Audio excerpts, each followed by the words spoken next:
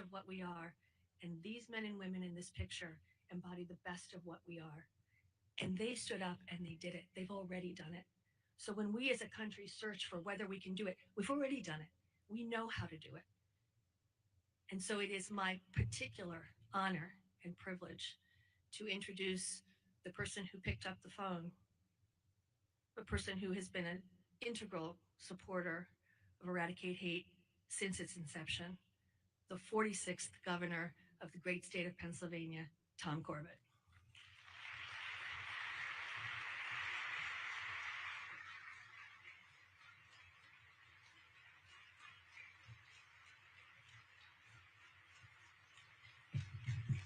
Good morning. Good morning. Oh, yes, you are out there. Well, I want to thank you all for being here and welcome you to Pittsburgh. Um, as a former governor of Pennsylvania, and I always love to welcome everybody to Pittsburgh. And thank you for attending what is a very important conference. Throughout my career, I have seen, unfortunately, too many acts of hate fueled violence. One word, though, continually comes to my mind when I hear or see on television that violence. Enough. Enough. When is this going to stop? Preventing hate fueled violence is not a partisan issue. It is one that requires all of us around this country and around the world to work together. And events such as Eradicate Hate show that there is a real desire to forge a lasting change. Progress is possible if we do come together. As a former governor, but more importantly, as a citizen, a husband, a father, and a grandfather of six, I want to thank you again for your efforts over these last 5 years to educate in the ways of addressing and hopefully preventing that violence. Unfortunately, though, as we have seen in Utah and in Harrisburg, much more work is still ahead of us. I am a lifelong Republican, and our keynote speaker is a lifelong Democrat. We have both traveled a similar political path. And I'm pretty sure there are many issues which we agree on and disagree on. But clearly efforts to end hate-fueled violence is one upon which we both strongly agree. Ladies and gentlemen, the 48th governor of the Commonwealth of Pennsylvania, Josh Shapiro.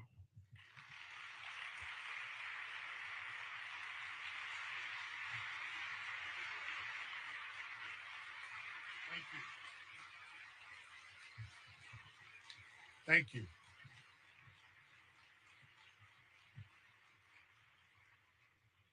Let me begin by thanking my friend, Governor Corbett. You know, my family and I feel blessed to call the governor's residence in Harrisburg home. I know that Governor Corbett and Susan, well, I know they uniquely appreciate what an honor it is to be able to live there, not only as governor, but with your family, with your children, with your grandchildren, and of course, with your dogs. I believe as governors, we have a responsibility to take up the baton from those who came before us and carry it forward, to run a few more miles, to make our mark, and to leave this place we love just a little bit better than the way we found it.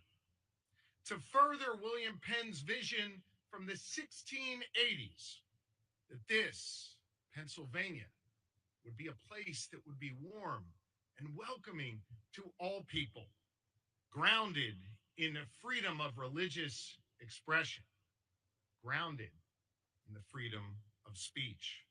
A place that no matter what you look like, where you come from, who you love or who you pray to, a place that you can call home. The governor's residence in Harrisburg is a physical embodiment of that commitment to carry on the legacy of this great Commonwealth and to move us forward. But on the night of April 13th, that governor's residence came under attack, as did our family. I woke up to a bang on the door. It was a state trooper telling us that there was a fire and we needed to evacuate immediately. Lori and I got up, grabbed our children, our dogs, our cousins, and all the nieces and nephews who were there and made our way out to safety. We ran out of the home as first responders ran in. Just hours before, we had gathered in the state dining room for our Seder to celebrate the first night of Passover in the very room that the arsonist broke into and set on fire. It was there that he launched Molotov cocktails and made his way through the governor's residence wielding a metal hammer that he later confessed he was going to use to kill me when he found me. Not only was my safety threatened, but my wife, our children, members of our extended family were all at risk. I thank God every day that we were able to evacuate safely, that no one was physically injured, or worse yet, killed, that all the staff who worked at the residence, the brave police and firefighters and first responders who ran toward danger were okay. But understand, it doesn't mean that the attack hasn't left emotional scars. I can attest to that, especially as a father to 4 children, knowing that my life choices put them at risk. Violence in all forms is unacceptable. Political violence is particularly dangerous. Not only does it seek to injure, maim, or kill, it seeks to intimidate and terrorize and silence. I'm here today to tell you that I will not be deterred in my work on behalf of the good people of Pennsylvania, and I sure as heck will not be silenced.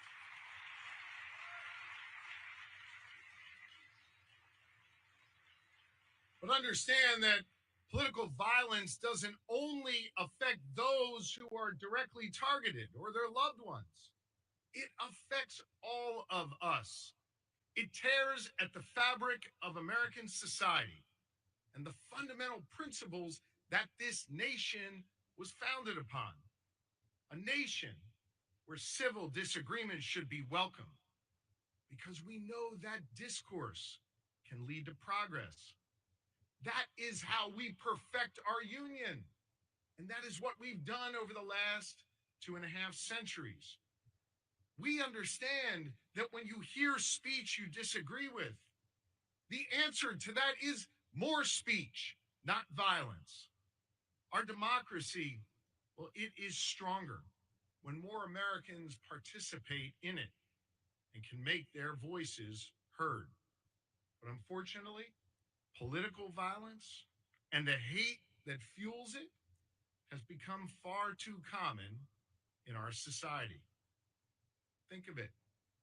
In just the last year or so, we saw it in a field in Butler, Pennsylvania, with the attempted assassination of President Donald Trump. We saw it on the streets of New York City with the killing of the United Healthcare CEO, the suspect captured in Altoona, Pennsylvania. We saw it in the middle of the night in suburban Minnesota when an assassin took the life of Melissa Hortman, the former speaker of their state house, and her husband, Mark. And yes, we saw it last week in Utah with the assassination of Charlie Kirk. Different places, different people, different perspectives, but one common thread: people using violence to settle political differences. Hear me on this. Leaders have a responsibility to speak and act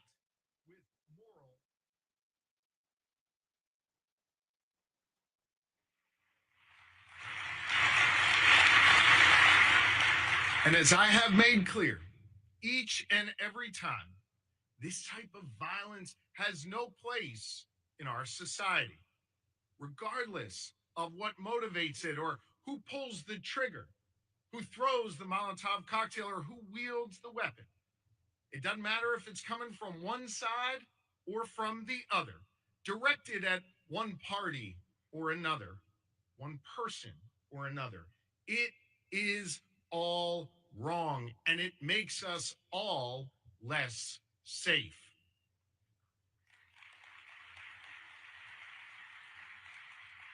During moments like this, I believe we have a responsibility to be clear and unequivocal in calling out all forms of political violence and making clear it is all wrong. That shouldn't be hard to do.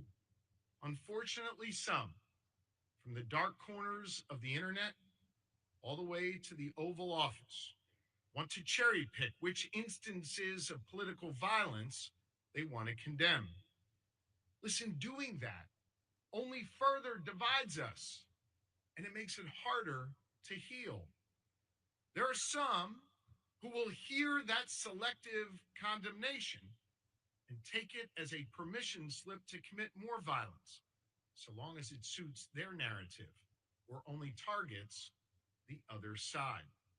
Sadly, we've even seen some on the internet openly celebrate political violence or issue calls for revenge in the wake of it. Giving violence a pass or justifying it or looking the other way, it only deepens the divide. Let me be clear, violence is never okay, regardless of the motivation. Violence is never the answer. And we cannot allow violence to be used as a pretext for more violence. We must reject the rhetoric of vengeance and instead focus, as you are today, on the work of healing.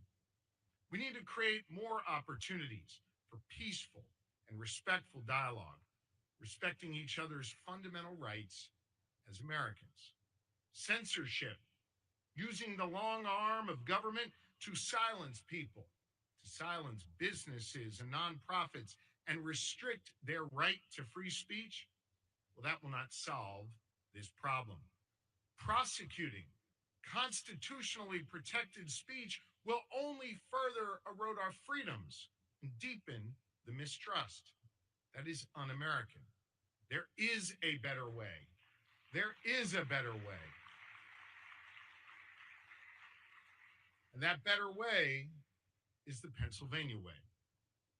In Pennsylvania, we have shown the path forward. This gathering is an example of that. After the attack on the governor's residence, I want you to know our family was lifted up by the prayers and blessings and messages of support that we received in the wake of that traumatic event. Those prayers wrapped around us and protected us. I am a prayerful person. I pray every day. But I can tell you, I never felt the strength of other people's prayers being put on me until that moment. Every living former governor and first family reached out to express their horror, to check in on us, to pray for us, and to ask what they could do for us. So my wife, Lori, our first lady, and I invited them to the residence to rededicate ourselves to upholding our Commonwealth's foundational values and to pledge our shared commitment to the residence's future as a place of community and as a place of resilience. Governors Wolf and Corbett, Rendell, Schweiker, and Ridge, they were all there with our former first ladies, as were members of the Thornburg and Casey families. You know who else was there? Laura Ellsworth was there, the co-founder of this summit. She asked me that evening to be here with all of you today, and I'm grateful for this invitation to speak to you, and I'm thankful to her for her strength and her leadership. More than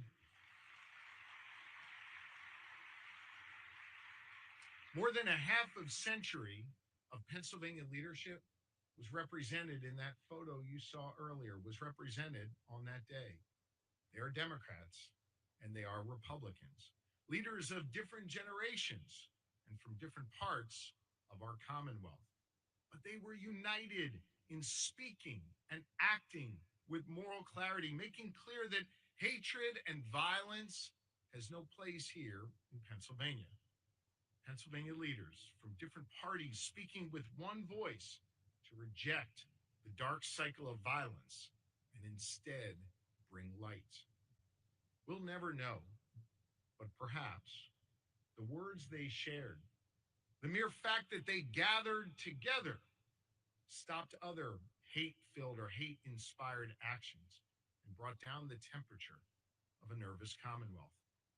In the words of William Penn, we were an example to the nations, one that I think would make William Penn quite proud. But it's not just former governors or first families who showed us the way. It was the people of Pennsylvania who did that work. I want to share one such story with all of you. After the attack, our children wanted to do something for the firefighters who rushed in toward danger as we left towards safety. They wanted to make them a meal and be able to thank them for what they did. We served lunch to the firefighters from Harrisburg Fire Company and the area companies that responded to try and make sure we were safe. And after we served them lunch, we made a point to shake the hands of each of the firefighters and get to know them. An elderly man named John Wordle, an 82-year-old Christian chaplain from the North Penn Township Fire Department, came up to Lori and me and gave us a letter signed by each member of their department. He then asked me to turn the letter over, this beautifully typewritten letter signed by every member of the fire department. He asked me to turn it over, and I did. And on the back was his handwriting. And he said to me that he wrote a prayer that was most important to him in his life on the back and wanted me to have it. It's from the book of Numbers, chapter 6. The Lord bless you and keep you, he wrote. The Lord make his face shine upon you and be gracious to you. The Lord turn his face toward you and give you peace. I wept when I read that prayer that he wrote. I called Lori over and we embraced this 82-year-old chaplain. It was a prayer, of course, of comfort, a prayer to make sure that we are watched over by God, and a prayer known to me as the priestly blessing. What you may not know, and what Chaplain Wordle certainly did not know, is that it's also the prayer I recite over our 4 children nightly. Simech Elohim k'Ephraim v'himenashe, v'rechai v'yishmarecha, Ya'er Adonai panav elecha v'chunecha, Yisa Adonai panav elecha v'yasem lecha shalom. I put my hands on my children's head when I say that each night. Those are words of healing, and they're words of hopefulness to me. And they are also words that again remind us of our shared humanity. Chaplain Wordle and I could not be more different in life. Different generations, different walks of life. Heck, we probably vote for different people come election time. Yet we were bound by that same portion of Scripture, a portion of hopefulness and healing and protection. It's a recognition that there is more that binds us together than divides us as Americans, no matter what those who stoke division would want to have us believe. Words are important, but we also need action. And I know you know that. It's one of the principal reasons why you're here today. We need to make sure people are safe here in Pennsylvania and all across America, safe to exercise their fundamental rights and freedoms, whether they're debating on a college campus, praying at a synagogue or church, or spending time at home with loved ones. We've done a lot of that work in my administration, helping fund more than 1,500 more police officers across our Commonwealth, driving out $15 million to churches, and synagogues, and mosques and other nonprofits to keep them and their members safe. Hiring more cops and strengthening our buildings, it helps, but it's not the whole solution. We have to do more. We need to address the hate that is spreading online and give our children the tools to be able to address it. I want you to know, as parents, this is especially important to Lori and me. In fact, Lori had the idea of asking the Pennsylvania Department of Education to create a digital literacy toolkit that teachers and parents can use to help our children navigate online. I don't care whether our kids take a position on the political left or on the political right, but I do care that they're able to discern fact from fiction online.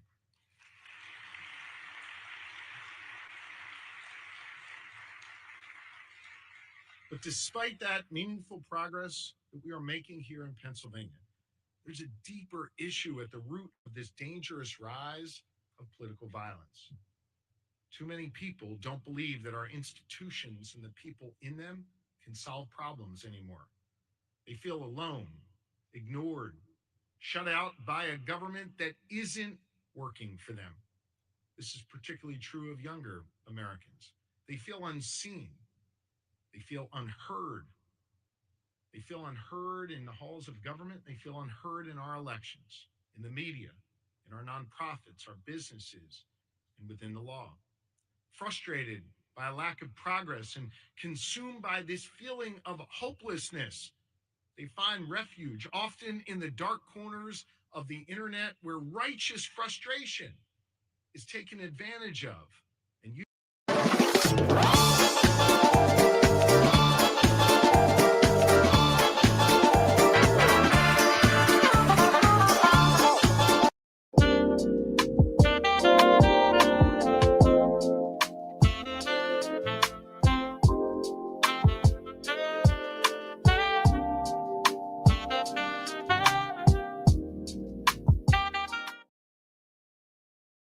Ends up with a trigger being pulled in our communities. That is dangerous for our democracy, and we need to turn the tide. This conference helps. The work you do matters. I so appreciate people like Laura and my friend Chancellor Mark Nordenberg, who do this work not just during a conference, but every single day of the year.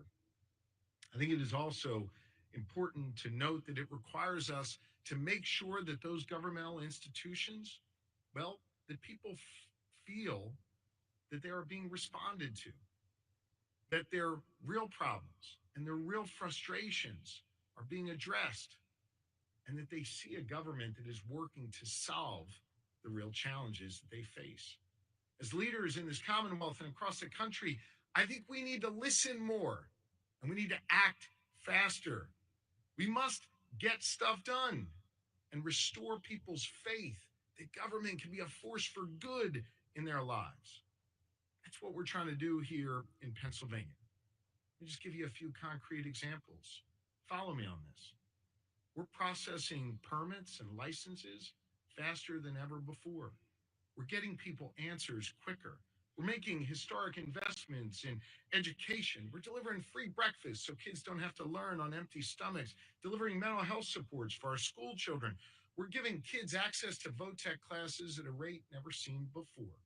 We're creating economic opportunity on our main streets all the way out to our farmlands. We're building a government that works for Pennsylvanians and gets stuff done. I think this is part of the critical work we need to do right now to show that it can work. Now listen, I realize getting your permit isn't going to end violence, but hear me on this. Maybe, just maybe, for the one time that person, that small business owner, that individual needs their government, that one time they get an answer, and it's quick, and it's what they were looking for, and they walk away from that experience with just a little more faith that the system is there for them, that the system's not trying to hold them down, but actually is there to work for them. I think that's part of helping turn this tide of repairing our institutions and showing that they can still work, that we can still get stuff done here in America. We can do big things. We can solve people's problems. We have to get stuff done. We have to be able to see our common humanity. We have to reject the forces that are trying to pull us apart in person and online. We need to get back to something that I learned right here in Pittsburgh, at the corner of Forbes and Murray, the night after 11 of our precious souls were taken from us while they prayed on Shabbat morning. When I joined hundreds of you and our neighbors coming together in that light, cool mist of that October evening, holding hands, locking arms, singing and praying together, comforting one another, declaring that night with one voice that we would not let hate or bigotry or anti-Semitism permeate or further infect this loving community. Jews and Christians, Muslims, Black, white, Asian, Latino, we all stood together. We all declared that. A cross-section of the entire community was here, grieving together, but also finding strength in one another. It was the people here on those streets of Pittsburgh who proclaimed that night and continue to proclaim to this day that we are stronger than hate. We are stronger than hate.